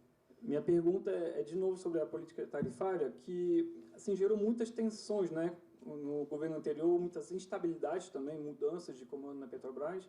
eu queria saber o que o senhor pretende fazer para não ter tantas tensões sobre esse assunto que é tão sensível aqui no país. Desculpa, como é o seu nome? Luiz. Luiz, meu amigo, o que era do governo anterior eu não consigo responder, nem me sinto à vontade. Eu já fui senador contra o governo, todo mundo conhece minhas opiniões, inclusive sobre essas trocas de Petrobras. Acho que a turma deve ter vivido dilemas esquizofrênicos, né? Porque dizia uma coisa, tinha que praticar outra, enfim, a realidade se impõe. O que eu pretendo fazer é isso que eu acabei de dizer aqui várias vezes. É conversar sempre, ouvir sempre. E sempre há tempo de poder mudar uma decisão que eventualmente possa ser errada ou que possa ser inadequada para um lado ou para outro. É claro que em algum momento, um momento ou outro, você vai ter que tomar decisões agudas, importantes, que eventualmente não são a ideal para um ou outro. Mas tentar procurar um consenso entre interesses de governo e interesses de acionista é o grande desafio de um gestor de estatal. Gerir uma estatal, e a França sabe disso, a Noruega sabe disso, vários países sabem disso, eu acho que a gente devia ter até um clube de CEOs de estatal, porque é um processo completamente diferente. E essa é outra desmitificação que é preciso fazer. Empresa estatal é estatal por alguma razão. Não é comparável e não vai ser comparável a uma empresa privada. Não é livre, não é assim. Quem estiver dentro do bote de uma empresa estatal tem seguranças, tem vantagens que empresas privadas não podem dar.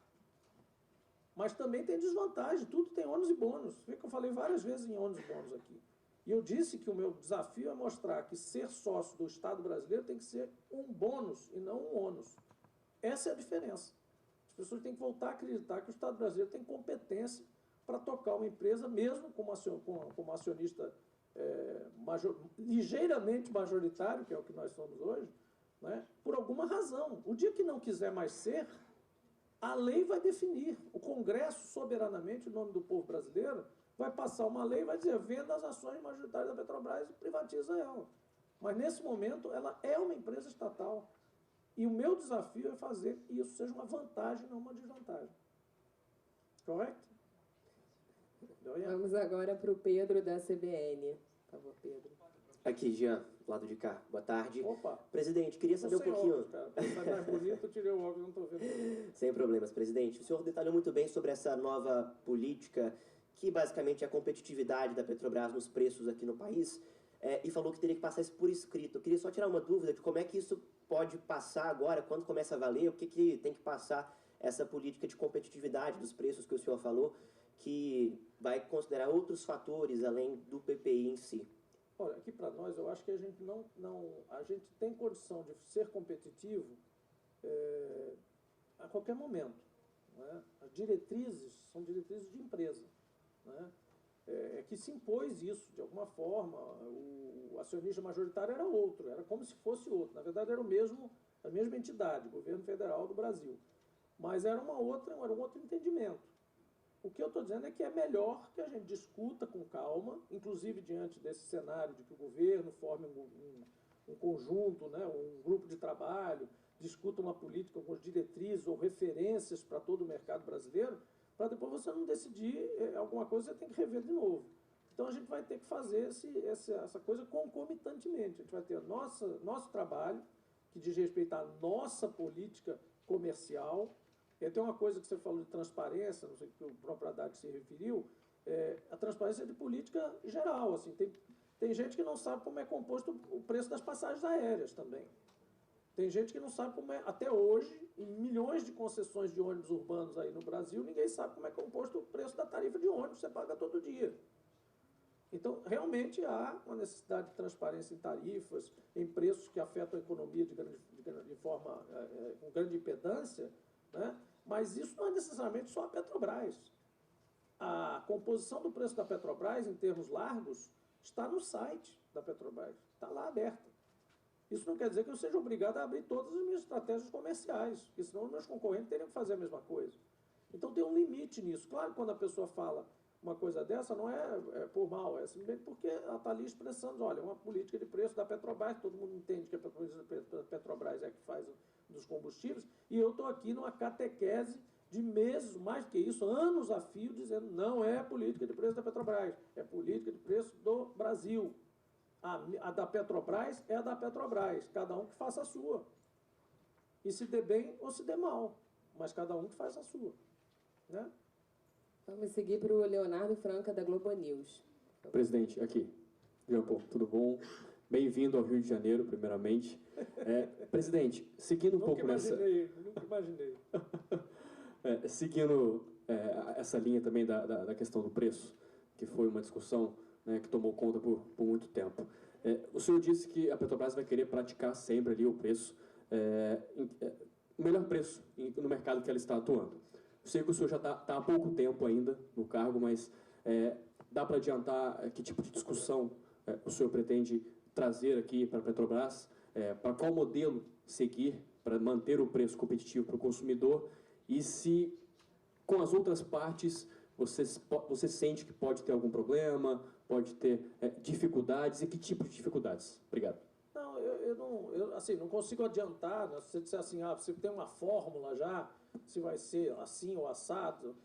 Cada produto, primeiro, tem a sua natureza, né? Se você falar de asfalto, por exemplo, é um produto eminentemente regionalizado. Você já viu transportar asfalto quando chega na obra? É um troço, fica aquele negócio que chama rabo quente, né? Um caminhão que fica rodando, esquentando aquilo, fica morto. Aquele negócio não pode ser de grande distância, que não é necessariamente uma commodity nacional, você não tem um preço nacional. Então, quando eu digo que a política de preços é uma política por produto, por segmento. Outro exemplo, gás natural é usado em termoelétrica, em indústria, em residência e em carro. Você acha que o preço é o mesmo por milhão de BTU? Não pode ser. Então, esse PPI é uma abstração, essas coisas de dizer uma política de preço, que é uma coisa só, numa palavrinha, uma siglazinha só, é uma abstração. O mundo comercial é feito de preços diferentes, para nichos diferentes, segmentos diferentes, produtos diferentes, áreas de influência diferentes, tudo diferente. Eu não consigo entender como a gente passou tanto tempo hipnotizado por essa história de PPI. Não consigo entender. Agora, você vai dizer, mas então vai ser pior para o acionista, desse jeito ou de outro? Não. Nós vamos fazer o melhor preço possível para o mercado e para nós. Isso é funcionamento de mercado básico. Básico. O cara só vai querer comprar de mim se eu tiver o melhor preço. Se eu não tiver o melhor preço, não vai comprar. O importador vai fazer a mesma coisa. Se ele tiver o melhor preço, ele consegue vender. Se ele não conseguir vender, eu vou abastecer, o outro vai abastecer no lugar dele. Mas vai chegar num limite que só vai ter o importado. Tá bom, ótimo, ele vai entrar no primeiro metro cúbico a mais do que eu não puder suprir, ou do que a Selem não puder suprir, ou do que o privado ou outro qualquer não puder suprir. É mercado, eu não consigo entender qual é o mistério de... Eu não estou falando nada de novo, assim, eu me sinto aqui com aquele menininho do Rei tá nu, assim, tá nu. Quem é que acreditou que esse negócio de PPI é uma abstração? Mas vamos então a Petrobras exportar o petróleo pelo PPI do que vender no mercado local mais barato? Se fosse um preço imposto, talvez até. Mas veja o absurdo da proposição, né? Chega um momento que você mesmo conclui, então é melhor exportar. É isso o objetivo? Pensando no acionista. Mas esse é o objetivo? Não, o objetivo é você vender o mais perto possível, na condição melhor que você tiver. Com menos esforço, mais lucro e melhor para o cara que está comprando. Se o cara não... É porque é uma decisão do comprador. Se o cara disser, não quero comprar, não adianta você fazer o mais bonito possível. Se você não baixar o preço, ele não compra. A Petrobras foi usada como instrumento de controle inflacionário, presidente. Mas isso é outra coisa. Isso não é uma... O PPI surgiu para frear isso. Mas talvez a gente tenha transitado, eventualmente, numa solução exagerada por um lado e depois tenha ido exatamente para o exagero do outro, que é uma imposição do preço de importação. Né? Por que você não deixa funcionar dentro de um range educado, razoável, regionalizado, segmentado por produto, deixa para funcionar para ver? Vamos deixar para ver. Não é confuso, isso é mercado. O mercado é confuso por natureza. O mercado é feito de milhares de compradores, milhares de segmentos, gente ruim, gente boa, gente que compra muito, gente que compra pouco, gente que compra perto, gente que compra longe. Como é que você vai organizar isso? Eu não entendo que isso às vezes vem de pessoas que defendem o mercado livre, totalmente livre. Aí o cara não admite que o mercado é caótico naturalmente. Se você quiser entender todas as forças de mercado detalhadamente, como se fossem moléculas, você não vai conseguir. Então, deixa rolar, vamos ver o que acontece. Nós vamos tentar sempre ser o melhor preço para o nosso cliente. Ponto. Vamos passar para o Carlos Delanoy, da TV Globo, gente. Pessoal. Vai praticar política comercial com o melhor resultado para o acionista. O senhor afirmou isso aqui. Desculpa a insistência, não sou especialista. Volta de novo aí. O senhor falou que a Petrobras vai praticar a política comercial com o Isso. melhor resultado para o acionista. Isso. Para o acionista, independente... Para o acionista é bom perder market share porque um importador entrou? Não, a minha pergunta é, para o acionista não seria mais interessante, mais rentável, o senhor praticar o preço do PPI e exportar o produto do que vender no mercado local, num preço menor? PPI, exportar o produto? É. Não, porque se eu for exportar pelo PPI, o cara não vai comprar lá, porque vai chegar mais caro, tem a ida e a volta. PPI é lá mais o frete para chegar aqui. Teria que ser um PPE, talvez. Mas aí é questão de analisar. Eu não tenho esse detalhe agora aqui. Mas pode ser até. Acontece que nós estamos aqui com refinarias aqui e com a rede toda de distribuição colocada para suprir um cliente brasileiro, as pessoas daqui, o mercado dos consumidores daqui, segmentos diferentes, etc. e tal. Então, quando eu digo que é o melhor preço para nós e, por conseguinte, para continuar o teu statement, porque quando eu falei isso, estava falando da ótica interna da empresa. Mas o que eu estou dizendo aqui vai além disso. É o melhor preço para a Petrobras, evidentemente, porque isso é quase óbvio, mas é o melhor preço para conquistar e manter o meu cliente, que isso é fundamental dizer. E aí não é necessariamente o PPI, porque o PPI é o preço do meu concorrente. Esse não tem jeito, ele não tem refinaria aqui, o importador não tem, ele tem que comprar lá, botar o frete, botar as despesas e botar o preço no meu ponto A. Eu não. Entendeu?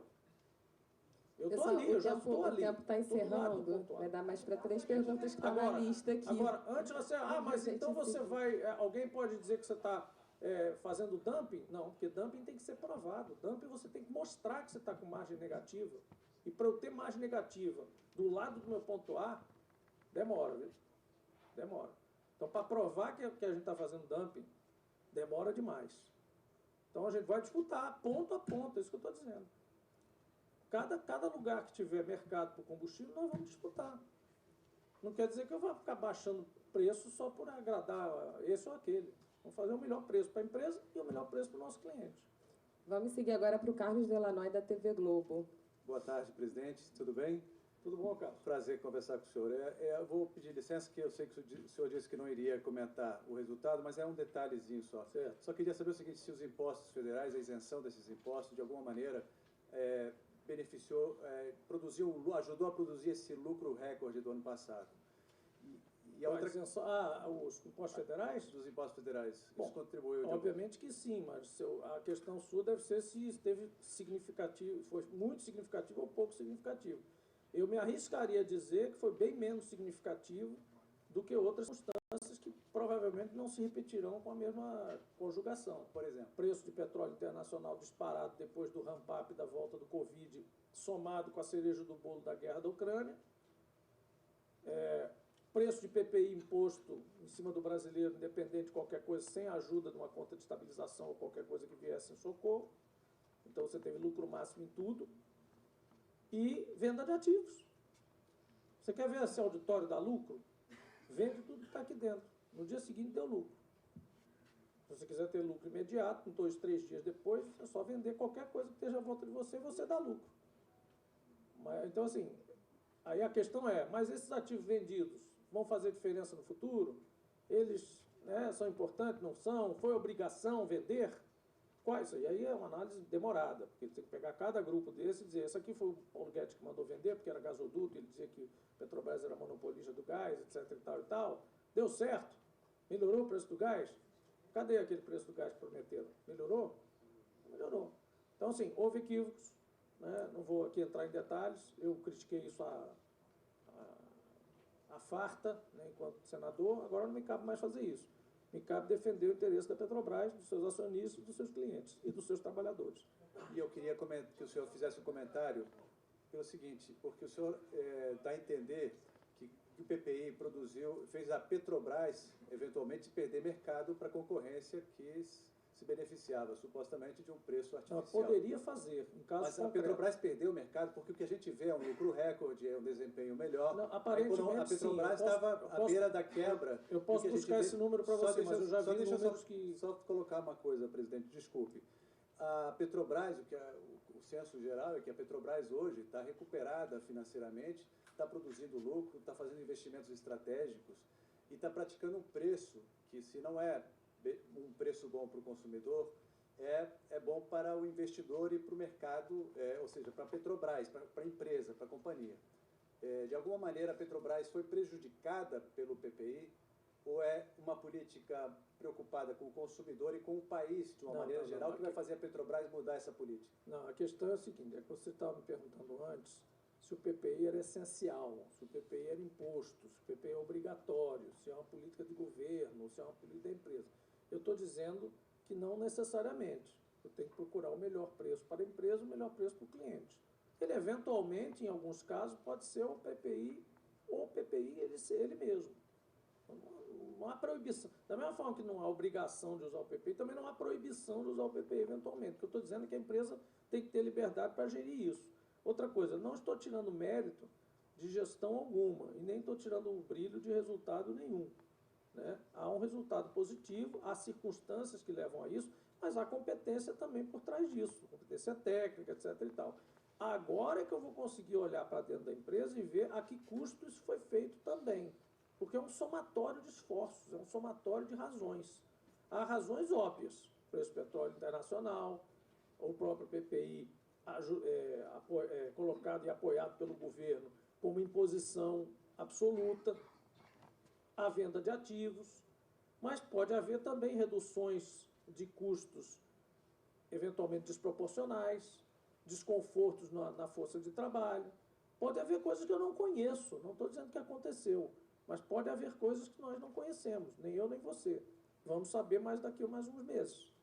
É isso que eu queria. A última questão é quando? Quando é que começa essa rediscussão e colocar no papel? Eu prefiro dizer a você que a gestão, tanto que eu não teve posse solene ainda, porque não me deu o direito de fazer isso sozinho, acho que eu tenho que tomar posse com diretoria e com conselho, aí sim você tem um corpo, a cúpula da empresa formada, então eu estou aguardando a formação. Eu diria a você que isso começaria de fato, a largada de verdade, assim, aquela solene mesmo, nós vamos fazer com o conselho e com diretoria executiva empossados.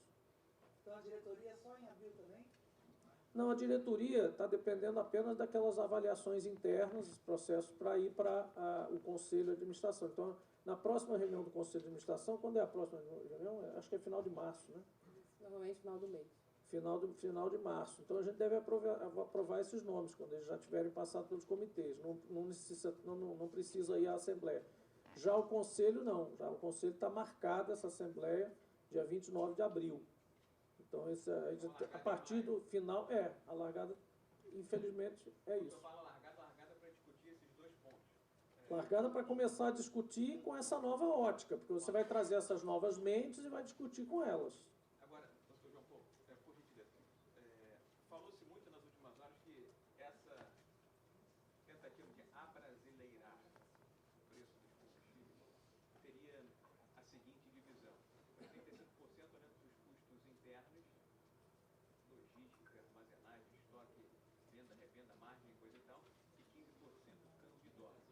Essa métrica, exatamente, existe? Não, eu desconheço essa proposição, nunca fiz essa proposição e nunca ouvi falar de proposição semelhante. Vamos seguir a ordem aqui, porque Há a gente está muito tempo a gente falava de apertado. proporção de participação nos mercados, mas isso também depende por região. Então, isso a gente está voltando para a questão da política de preço nacional. Nós vamos discutir legitimamente com as pessoas que vão tocar isso. Isso não é uma questão só de Petrobras, é de todo o mercado. Abrasileirar os preços, quando o presidente Lula se referiu a isso, e na época da campanha nós conversávamos sobre isso também, a meu ver, o que ele quis dizer é: o preço tem que ser o mercado brasileiro. Lembra que eu dei o exemplo do café aqui? O cara do café palheta lá, que empacotou o café lá, que vai vender para o distribuidor que vai chegar no supermercado, ele não pratica PPI do café empacotado. Ele pratica o preço que o mercado dele aceita. Qual é o mercado dele? O meu range de mercado é esse aqui. Então eu preciso praticar um preço que alguém aceite aqui, senão eu fico com o estoque todo parado. Então, abrasileirar o preço é natural. O que ele disse é nada mais do que dizer o que eu disse aqui também. É o preço de cada mercado disposto a pagar por aquele produto. E lembre-se, o produto pode ser gasolina e pode ser asfalto, pode ser QAV e pode ser diesel, pode ser qualquer produto desse, derivado de petróleo ou misturados. Não é. Fica parecendo. Não é. Isso é uma coisa que a gente falou várias vezes. Olha, em nenhum momento, nem Lula, nem qualquer outro, disseram que o preço ia se desgarrar completamente da referência internacional. É porque, várias vezes falou-se que PPI era paridade internacional. Não é paridade internacional, é paridade de importação. Isso faz toda a diferença. Pessoal, gente, já são 5 horas e a gente vai ter que encerrar daqui a pouquinho. O nacional vai ser influenciado, entre outras coisas, pelo internacional também, claro. Mas o preço pode ser dividido em... Aí eu não sei, depende da fórmula que vão criar, se é que vão criar alguma fórmula. Veja bem, pode ser que nem crie fórmula nenhuma. Não, a nossa é a nossa. Aí a nossa depende de cada mercado, depende de cada política comercial e depende de cada tipo de cliente. Mas não vai ser assim, então, uma parte internacional, uma parte nacional? O que é produzido aqui vai ser cotado aqui? Não, porque eu produzo tudo aqui, eu estou disputando com o importado. É diferente, minha visão é diferente. Uma nova política de preço olhando para o mercado interno. Exatamente, preço de mercado nacional. Pessoal, vamos para a próxima, que é a última, porque não dá mais tempo, gente, senão você tá cheio de compromisso. Eu sei disso, mas olha, o Nicola da Folha e o Pedro Duran são os últimos aqui que vai dar tempo, se vocês puderem fazer a pergunta juntas para... Opa, fala Jean Paul. Eu vou sair um pouquinho do preço, na verdade, Pode alegar a senioridade aqui para... Saindo um pouquinho do preço, você mencionou aí que teve 2 programas de construção naval já nesse país que foram frustrados e agora se pensa em retomar um terceiro. Eu não. Não, se pensa em retornar o Brasil, o governo pensa em retornar o terceiro. Nesses 2 houve casos muito graves de desperdício de dinheiro público e corrupção, inclusive com confissões de executivos de empresas e de executivos da Petrobras e de empresas contratadas sobre pagamento de propina e tudo mais, sobre preço em obras. É possível evitar isso numa terceira chance? Como? Olha, sempre que se fala em obra, ou financiamento público, ou coisas assim, não só no Brasil, como em muitos países, inclusive a França, a Itália, a Espanha, não estou falando só de país da América Latina, não, é preciso ter todo esse cuidado, né? Eu acho que o país está adquirindo cada vez mais maturidade para tratar desse tipo de assunto, né, e para levar adiante esse tipo de programa. Não pode ser, o que eu quero dizer é o seguinte, não pode ser desculpa, o medo da corrupção não pode ser desculpa para você ter que comprar tudo de fora. É porque você não pode fazer um financiamento público funcionar direito, ou porque você não pode contratar uma obra direito, né? Tem que corrigir os problemas. Vai corrigindo. Já houve vários traumas sucessivos, históricos, né? Vamos aprender com eles. E vamos chegar num momento que a gente vai ter um nível razoável, que isso não se elimina de jeito nenhum, como eu disse, em todos os países mais avançados, até na Suécia e na Alemanha aparece de vez em quando. Então tem um limite, mas eu tenho uma margem de erro, digamos assim, aceitável nesse tipo de processo. Eu acho que a gente não deve abandonar objetivos grandiosos como esse, de produzir navio, de montar parque eólico, de fazer tecnologia, de asfaltar uma estrada, né, de construir uma cidade. A gente não pode abandonar isso porque pode acontecer corrupção. Combata a corrupção, faça alguma coisa com isso. Mas já há alguma diretriz, assim, ou seja dentro da empresa, ou seja no governo, para que se reforce algum tipo de governança? Não, eu acho que a governança é a governança que a gente tem, que a gente foi construindo ao longo do tempo. No caso da Petrobras, é a nossa. No caso das outras empresas, é a deles. No caso dos ministérios do governo, é um problema dos governos e dos ministérios, e até dos órgãos que combatem, ou que supostamente devem combater a corrupção. O que eu acho que a diretriz, no sentido de fazer alguma coisa nesse setor, eu acho que foi claro, né? O presidente falou várias vezes isso na campanha, não só nisso, como em outras coisas, para outros setores, onde ele disse, olha, a gente precisa voltar a isso, aquilo, a gente precisa fazer tal e tal coisa, a gente precisa desenvolver tal e tal outra coisa. Então, eu acho que isso é uma diretriz razoável, né? Se o cara se candidata a presidente da República, é eleito dizendo uma coisa e você assume um cargo, que é de uma empresa diretamente ligada àquele conjunto, àquela força política que é o governo federal, você tem que, no mínimo, começar a pensar no assunto, porque uma hora vai chegar alguma recomendação para participar de um grupo de trabalho ou de uma construção nesse sentido. O que eu quis deixar claro aqui é que não é uma obra de uma pessoa só ou de uma empresa só. Não basta a Petrobras chegar lá e dizer não vou mais comprar plataforma no exterior, estou esperando as propostas dos estaleiros brasileiros. Não basta isso. Vamos encerrar, então, com a última pergunta do Pedro, porque o presidente tem agenda e compromisso. As demandas vão ser atendidas via nossa assessoria de imprensa, podem deixar.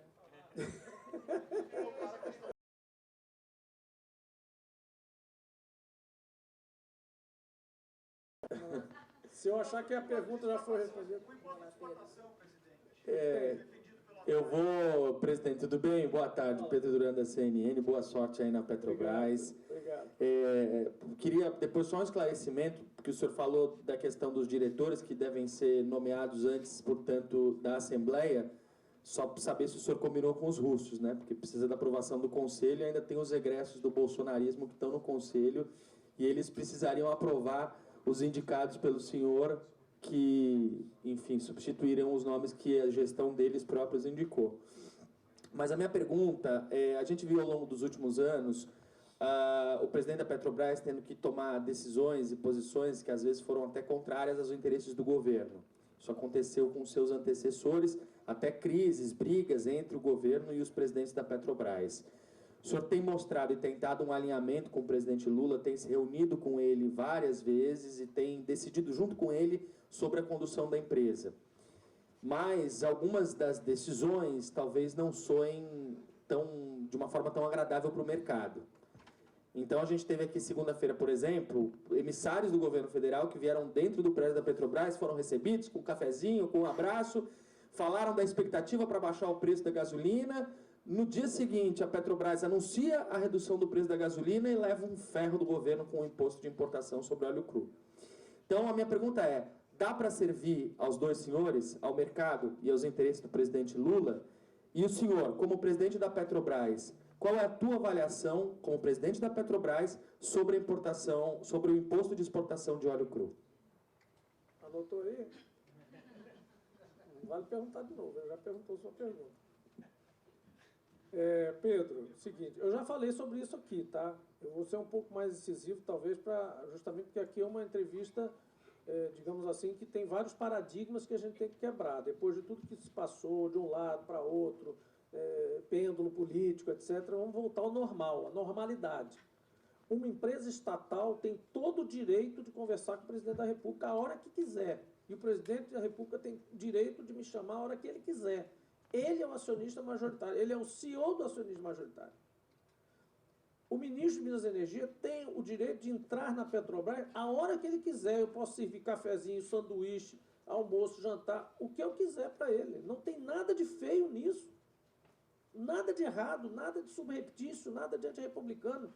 São os acionistas majoritários da empresa, do mesmo jeito que eu recebo representantes de acionistas privados, do mesmo jeito que eu vou receber empresas parceiras. Eu recebi o CEO mundial da Shell, recebo o CEO mundial da Equinor, tenho o celular deles aqui e vou ter o de cada uma das empresas globais, porque a Petrobras agora, a presidência da Petrobras, que é global, vai falar diretamente com os presidentes globais das empresas congêneres, que são as empresas de mesmo tamanho, de mesma importância que a nós.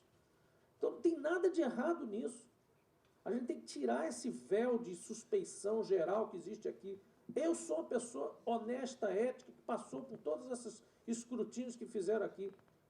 Eu não estou e não farei e não estarei fazendo nada errado em dialogar com essas pessoas. Em relação a tal coincidência, não é necessariamente assim. Não é essa exatamente a ordem. Né?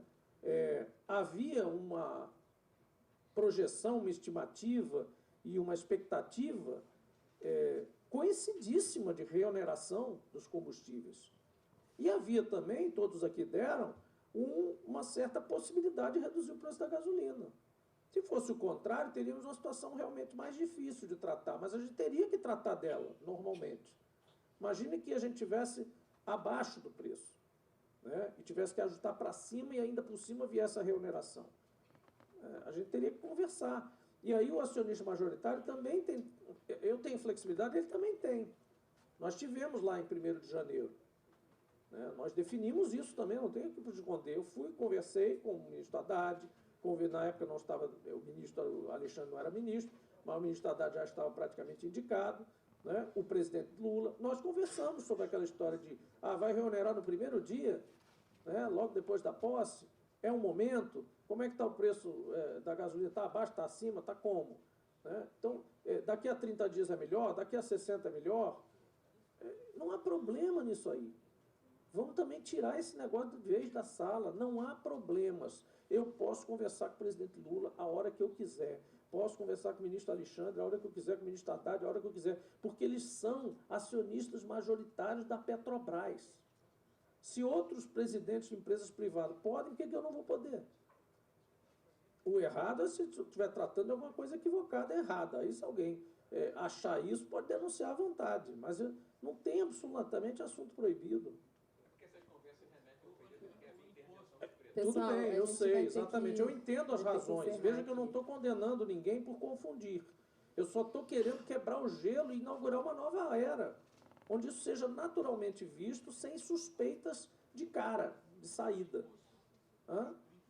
Sim, imposto de importação, de exportação. Essa ideia, volta e meia, aparece. Né? Vocês lembram que apareceu num projeto de lei que eu relatei. Né? Agora apareceu como uma espécie de uma compensação por parte da reoneração ter ocorrido num tempo diferido, né? E apareceu como uma solução. Eu não tenho muito juízo de valor a fazer sobre isso, é uma questão de governo. Resolveram propor isso, levaram isso para dentro da medida provisória, isso vai para o Congresso, não sei nem se vai ter condição de votar isso dessa forma. Esse fator é um fator relevante ali dentro da MP, pode ser que pese, inclusive, contra a MP como um todo, mas é um problema do governo. A obrigação da Petrobras é se adaptar ao processo, qualquer que venha, se vier por 4 meses, se vier permanentemente, é uma questão de política de governo. De novo, aquela questão, o governo pode me consultar sobre isso? Pode, não há nenhuma coisa feia nisso também não. Nesse momento passou lá, está lá proposto, mas... Pessoal, olha só, realmente não dá mais tempo de fazer pergunta. A gente vai ter que encerrar. Está na mesa porque não chegou o futuras assunto demandas, na mesa. vocês podem entrar em contato com a nossa assessoria de imprensa. A gente vai precisar encerrar. Dá para desenvolver uma tese nisso aí. Por enquanto, nada. Absolutamente nada. Completamente neutro em relação a isso. Não tem.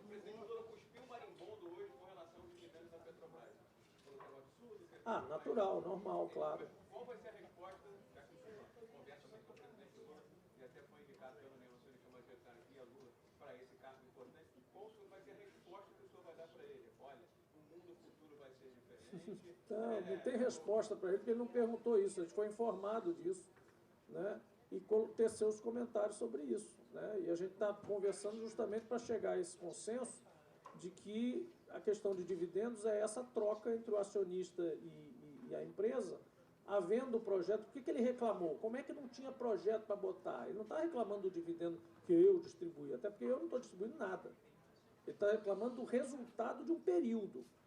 E nesse resultado desse período, ele já reclamou antes, várias vezes. Era o seguinte: não tenho projeto, vou distribuir dividendo. Fico puxando só do pré-sal, vendendo tudo mais, só pré-sal interessa, faço meu como é que chama? Pé de meia com apenas o pré-sal, que é finito, que é não renovável, e o futuro a Deus pertence. Então a gente vai rever esse processo todo, claro, porque ninguém pode ficar distribuindo 112%, 115% de dividendo todo ano e não pensar no futuro em cima de uma reserva não renovável. Porque se ainda fosse um monte de parque eólico rodando a vida inteira, vá lá, mas não é uma reserva finita. Então, como eu disse que eu quero 70 anos adiante de Petrobras, eu tenho que me preocupar. É isso que o presidente quis dizer também. Bom, vamos precisar encerrar, pessoal. O Fabão não falou, pô. Vai. Mas vai rápido, pô. Acelera aí. E você tem uma posição muito clara que os dividendos são um valor de muito elevado, que os juros são exorbitantes, indo na mesma direção até do próprio governo anterior, que também tinha essa posição. Teve e não teve, era ciclotímico. Não, era ciclotímico. Mas por que você decidiu aprovar os 35% nesse momento e não Porque era regra. Eu disse que ia cumprir a regra. Eu fui orientado, inclusive, pelo presidente a cumprir a regra. Cumprir regra. Enquanto a regra está lá, o que eu disse? Cumpra a regra. Até para mudar a regra, cumpra a regra. Cumprimos a regra. Tudo bem, vamos inaugurar outra fase, vamos tentar, nós vamos ter esse mesmo lucro, vamos tentar, pelo menos, que as circunstâncias também ajudaram, como eu disse, a ter um lucro tão robusto quanto esse, com projetos e com um mix legal de distribuição de dividendos. É possível fazer isso. Cada um tem a sua fase, não vamos viver de revisionismo, nada disso. Vamos para frente, vamos olhar para o futuro, mais 70 anos de Petrobras aí. Obrigado, pessoal. Tá bom? Obrigada, gente. Boa tarde aí a todos. Na venda de ativos, os que estão perto de close, esses não mudam ou suspende tudo. Tudo, inclusive close.